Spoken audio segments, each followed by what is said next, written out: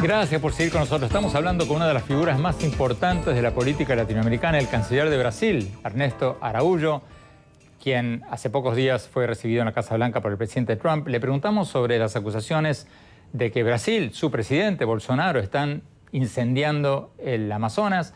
Araújo nos decía en el bloque anterior de que hay mucho de hipocresía política, palabras más, palabras menos, en estas acusaciones, porque según él, Estados Unidos, Europa y China están enviando muchísimo más dióxido de carbono a la atmósfera que Brasil. Vamos a Washington. Javier Sierra, director de comunicaciones del Sierra Club. ¿Qué opinas de esto que nos dijo el canciller de Brasil, de que es injusto culpar a Brasil porque según él Estados Unidos produce un 17% del dióxido de carbono que se envía a la atmósfera, Europa un 14% y Brasil apenas un 2%? ¿Qué opinas de esto que nos dijo Araújo, el canciller de Brasil? Nadie discute tal cosa, nadie acusa a Brasil de contaminar más que Estados Unidos o la Unión Europea. Simplemente lo que estamos haciendo, de lo que nosotros protestamos simplemente es de que el gobierno brasileño se haya cruzado de brazos mientras ha habido esta explosión tremenda de incendios en el Amazonas, casi 80.000, y desde que el señor Bolsonaro dijo que iba a tomar cartas en el asunto, se han generado 2.000 más. Estamos hablando de que la ciudad más grande del hemisferio occidental, Sao Paulo, se hizo de noche a las 3 de la tarde debido al humo de estos incendios que estaban ocurriendo a 2.000 millas al norte de esta ciudad.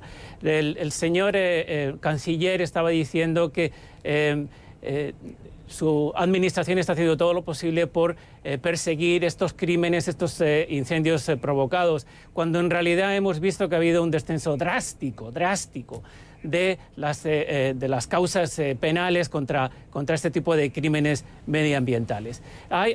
Quiero dejar una cosa perfectamente clara. Hasta que llegó el señor Bolsonaro a la presidencia de Brasil, las administraciones previas habían hecho una labor extraordinaria en el sentido de limitar lo más posible los incendios, la tala discriminada, el desplazamiento de comunidades indígenas, etcétera.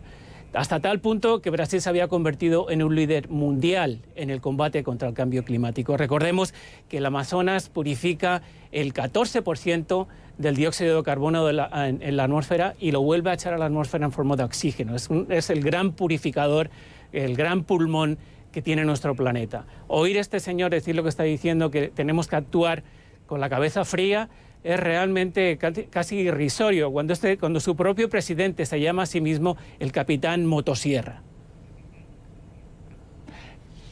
¿Ha habido una marcha atrás de Bolsonaro, de Brasil, del gobierno de Brasil, después de toda esta ola de críticas de ustedes, los ambientalistas, y de gobiernos como el gobierno de Francia, o no? Porque Bolsonaro declaró una tregua. ¿Dio marcha atrás o no tanto?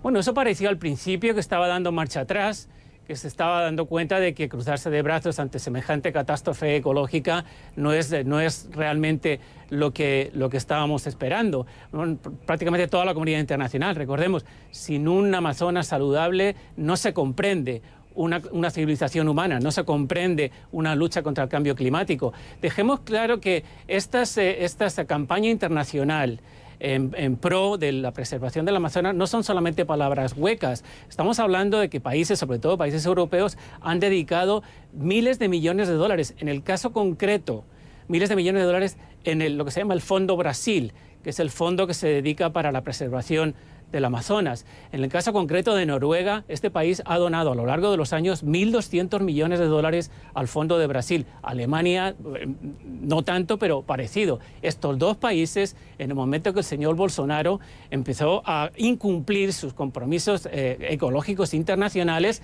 suspendieron esta ayuda internacional. Al mismo tiempo, la Unión Europea, varios países, Francia, Alemania, Irlanda, etcétera, amenazaron al señor Bolsonaro con suspender este acuerdo comercial importantísimo entre la Unión Europea y Mercosur. Por supuesto, Brasil es parte de Mercosur, y que ahora mismo al resto de los líderes de la región los tiene con el alma al vilo, esperando al que el señor Bolsonaro no vuelva a reventar, no vuelva a su retórica nacionalista y a sus insultos a líderes internacionales. Javier Sierra, pero ¿qué dices de la aseveración del canciller de Brasil de que es injusto enfocarse sobre Brasil? Porque es cierto que ustedes, los grupos ambientalistas no dejan de hablar de Estados Unidos y de China y de Europa, pero nosotros en la prensa sí, pareciera ser hoy en día, si tú abres cualquier periódico, que el malo de la película es Brasil, no Estados Unidos, no China, no Europa. ¿Qué dices de ese argumento que hizo? Bueno, empecemos con un refrán de la Biblia: el que siembra vientos recoge tempestades. Durante toda la campaña política, el señor Bolsonaro se presentó ante la sociedad brasileña y ante la sociedad internacional como un liberador de las riquezas del Amazonas, entrar a saco y tratar de conseguir riquezas efímeras a costa del futuro de la juventud brasileña y de la juventud del resto del mundo. Estoy totalmente de acuerdo que el Amazonas no es el único bosque pluvial, el único bosque virgen que está quemándose, ni muchísimo menos. Y nadie acusa solamente a Brasil de ser los únicos. Desde lo que se le acusa a la administración Bolsonaro es de haberse por lo menos cruzado de manos o cruzado de brazos viendo esta auténtica catástrofe ecológica. No solamente eso, sino que además los criminales que están haciendo esto en el bosque amazónico lo vieron como una luz verde, esta campaña presidencial de Bolsonaro, de abrir de par en par el Amazonas a la explotación, como digo, de riquezas efímeras, cuando de lo que se trata es de usar el bosque de una manera sustentable. Es la riqueza más grande de Brasil y una de las riquezas más grandes del mundo. Javier Sierra, muchísimas gracias. Tenemos que ir a un corte.